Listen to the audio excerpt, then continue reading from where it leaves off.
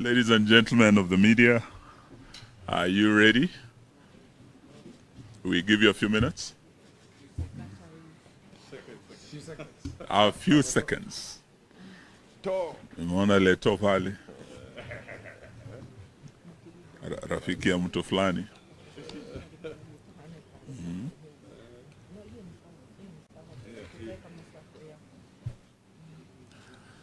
So I think when you're ready, you can give us a signal. A short statement, well, it's not that short, about the protests beginning tomorrow, the run through Thursday, all the way to Friday. And I wish to start, then I'll invite the Honorable Dr. Stephen Kalonzo Musyoka. We wish to make a few clarifications on developments around our plans for protests that run from tomorrow through Thursday to Friday this week.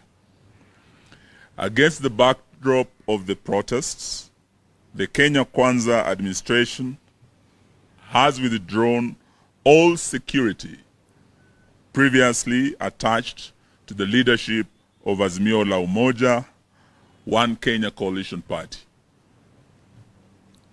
Everyone associated with this party and the ongoing protests, including the Honorable Raila Amolo Odinga, the Honorable Stephen Kalonzo Musyoka, the Honorable Martha Karua, the leaders of minority, and a host of Azimio governors and members of parliament have had their security withdrawn.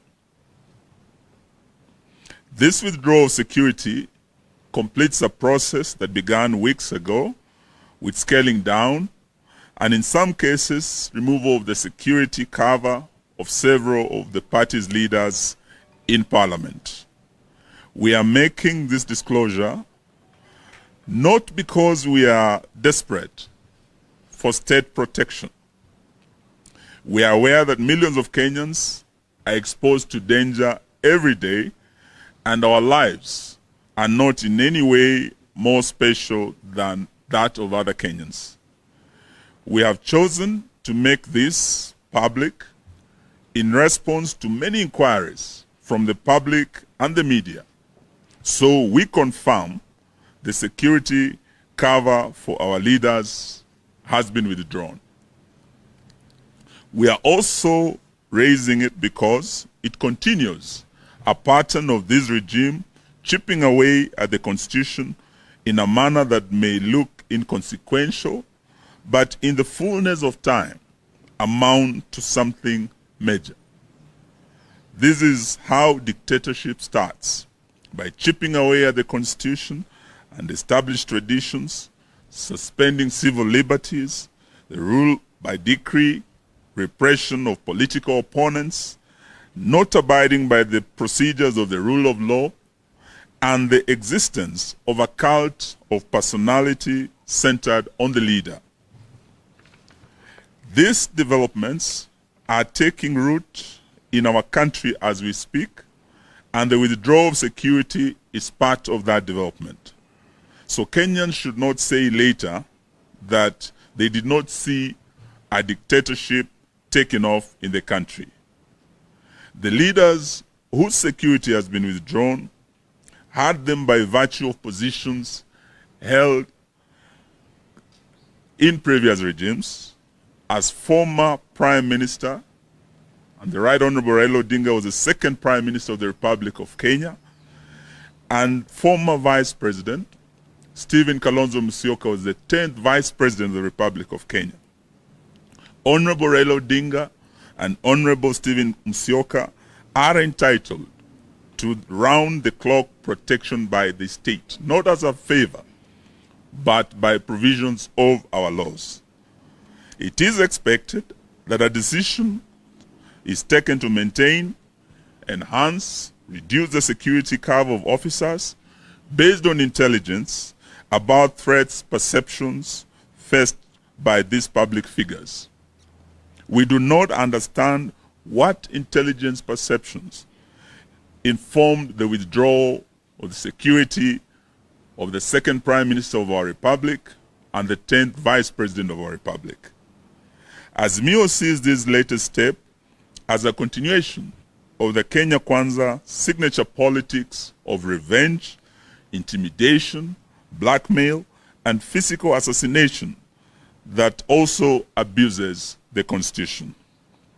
We take note that the withdrawal of security has been effected at a time when Kenya Kwanza has revived a properly resourced killer squad named Operation Support Unit under a certain Zachary Kuria, and it is embedded in the official police service for Zachary Kariuki, and it is embedded in the official police service for this dirty work.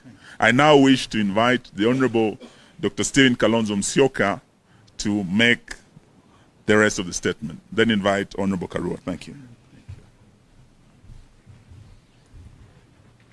We have proper, accurate, and detailed information about OSU. We know its members wear civilian clothes. They travel in groups of 5 people from one ethnic community. They are heavily armed with lethal weapons.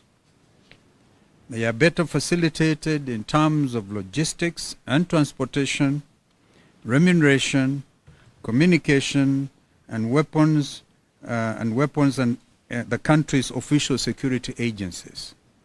This is a group that last week killed people in Kamukunji, Mlolongo, and Jogoo roads. They fired at people from unmarked green, black, gray, silver, red, and white, mostly Subaru vehicles. They also fired from one gray Toyota Succeed KBD 612G. Each of the 5 occupants of each of the vehicles was from one ethnic community, as has been stated before.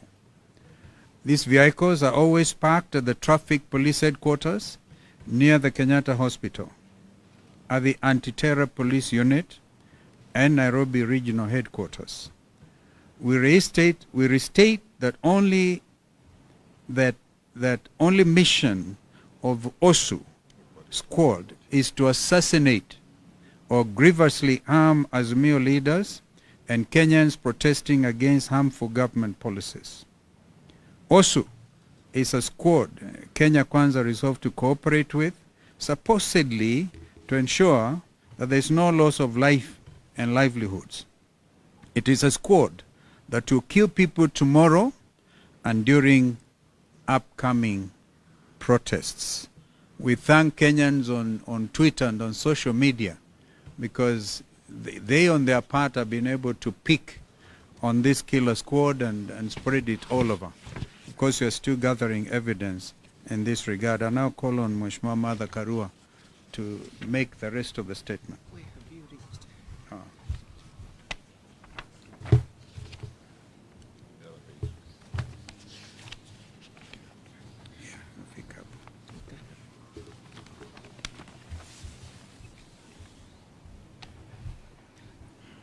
The party further notes, before then, Samahani, the government has entered into a public-private partnership with militia to cripple freedom of assembly and protests. The party further notes that the security withdrawal comes days after William Ruto promised kusafirisha Honorable Raila Odinga and President Uhuru Kenyatta. Indeed, we remain eternally grateful to Mr. Ruto for uttering those words.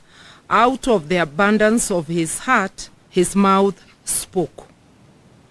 It is a warning. It also comes days after Ruto openly instructed Kenya Kwanza to recruit and arm supporters for a confrontation with protesters. Ruto has called his supporters to Kenya's version of Armageddon. The meeting held at State House last Saturday was clearly a planning meeting. It came up with a clear command, control, funding, and mobilization of resources and people structures for purposes of carrying out genocide.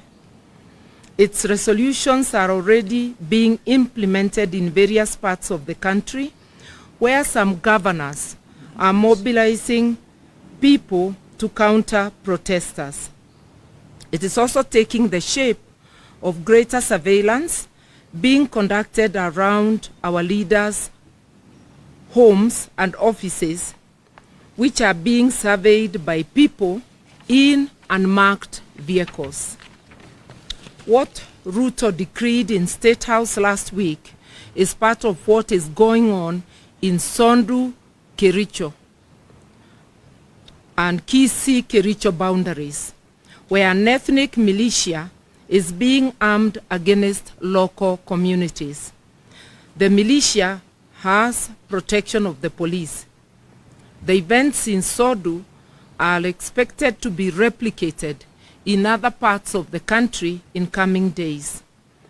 We further take note that although Kenya is not at war, all police and other security officers have been recalled from leave to deal with protesters.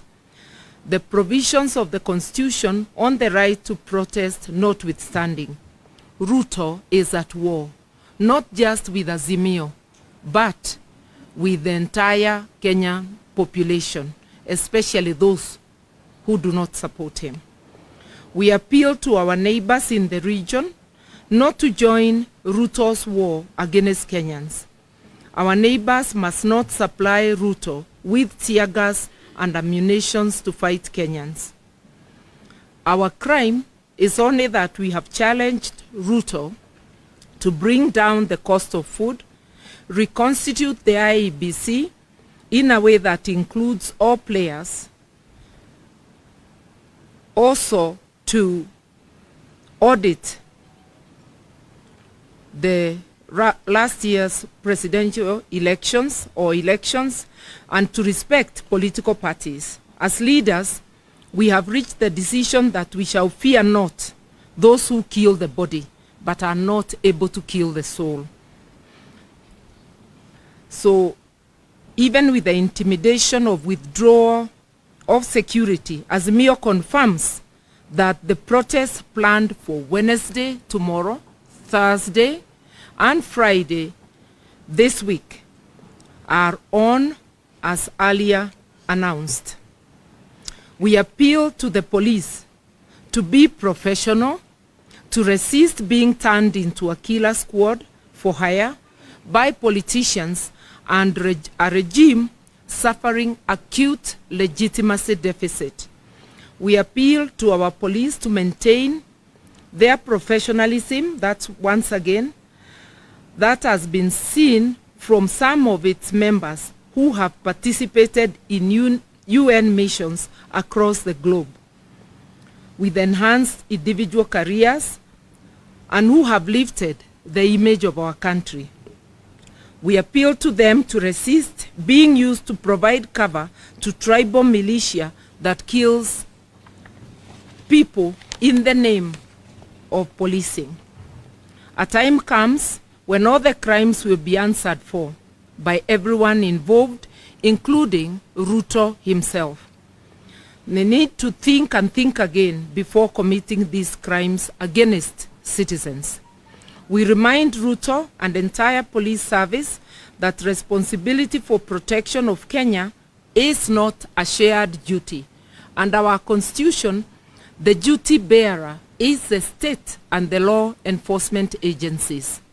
As protesters, what is required of us is just to give a notice that we'll be having a procession. We have given adequate notice.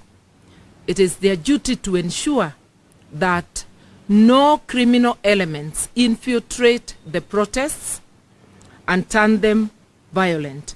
And in our experience, it is the police who have turned peaceful protests violent. We take this opportunity to thank the UN Human Rights Office for calling out the government the Ruto regime over the use of excessive force by police to quell protests. Indeed, the use of force has been unnecessary and totally disproportionate and has included use of firearms and shooting with an intention to kill and actually killing. We have always appealed to our protesters to remain peaceful, and we ask them to continue doing so. We urge our people to obey the law, respect private property and even public property in the course of protests. We maintain that we have always been peaceful until police decide to import violence, bullets and tear gas into our protests. A couple of days ago, we were able to get into town, address Kenyans, and dispersed peacefully without any injuries or deaths.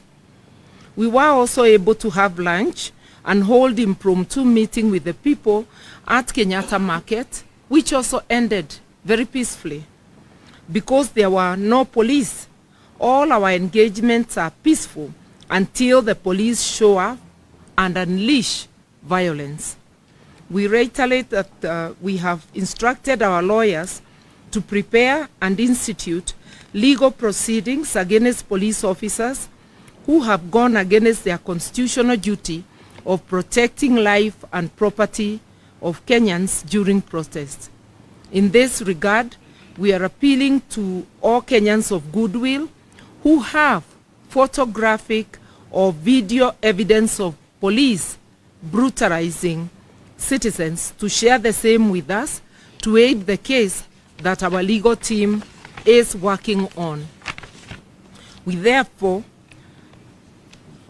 We further ask Kenyans to resort to citizen journalism and photography and to film state officers, including police and politicians, who in the course of duty abuse and brutalize Kenyans. We appeal to Kenyans to take very seriously the unfolding chain of events. A new dictatorship is slowly taking root through nepotism, corruption, use of force, getting rid of opponents, and suspension of the Constitution.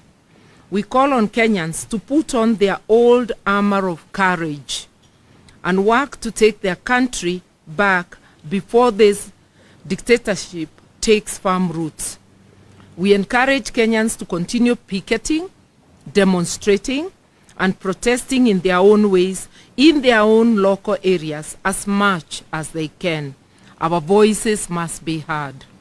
In Nairobi, we will have 3 convergence points: Joseph Kang'ethe grounds, Kamukuji grounds, Jacaranda grounds. Further, at midday tomorrow, we ask Kenyans to come out of their homes and bang sufurias, pots and pans to signify lack of food. The sufuria movement kicks off tomorrow and continues until the battle is won. At that hour of midday, we also call on motorists to stop wherever they are on the highways and roads and to hoot and flash lights in support of this movement. We encourage Kenyans to continue appending their signatures against Ruto and Gachagua and the entire regime.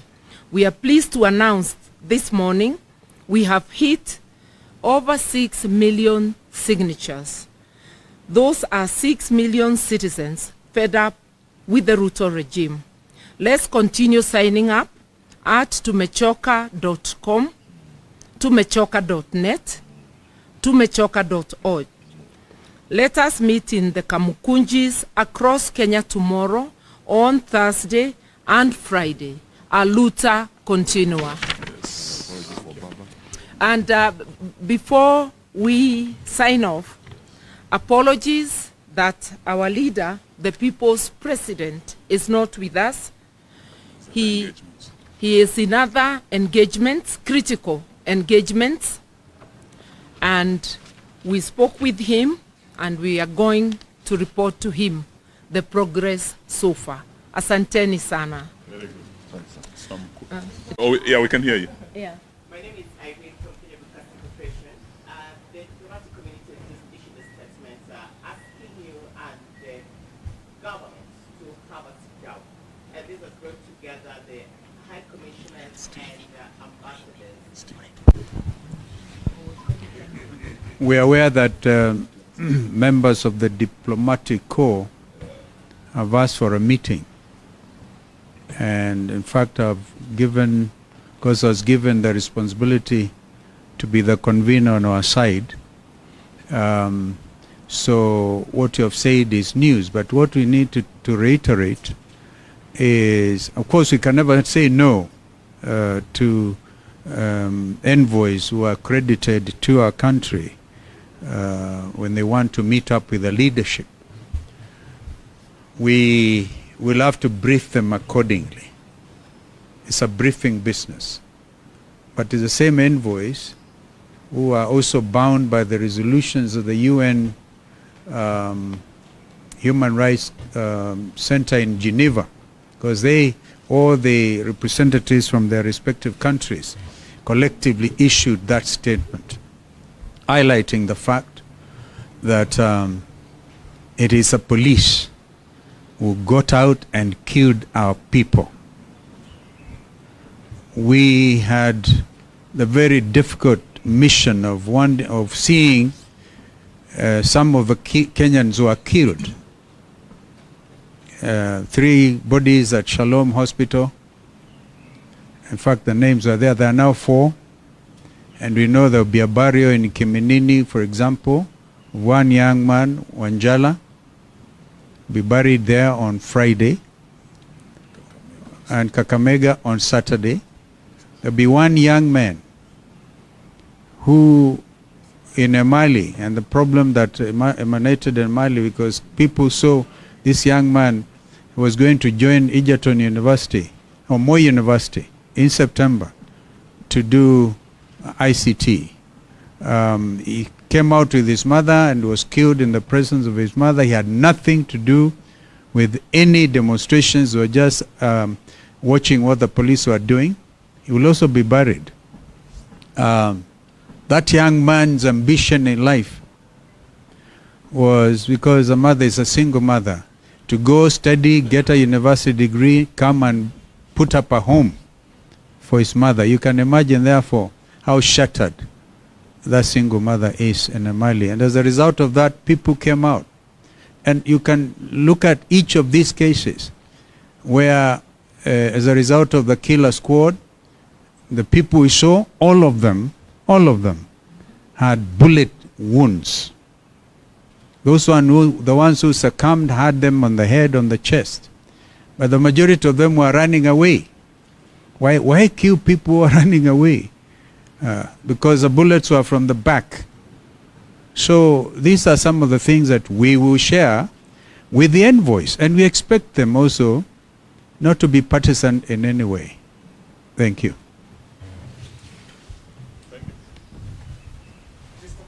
Can we have one more? Yes.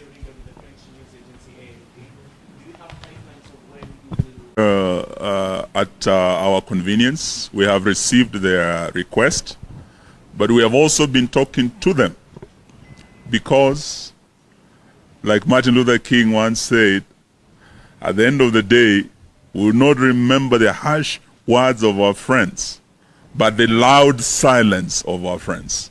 They have been silent when people are getting killed here. Why would it take someone from Geneva to issue a statement that was issued, and they are here and they have not spoken? We will engage them at our convenience. Thank you very much.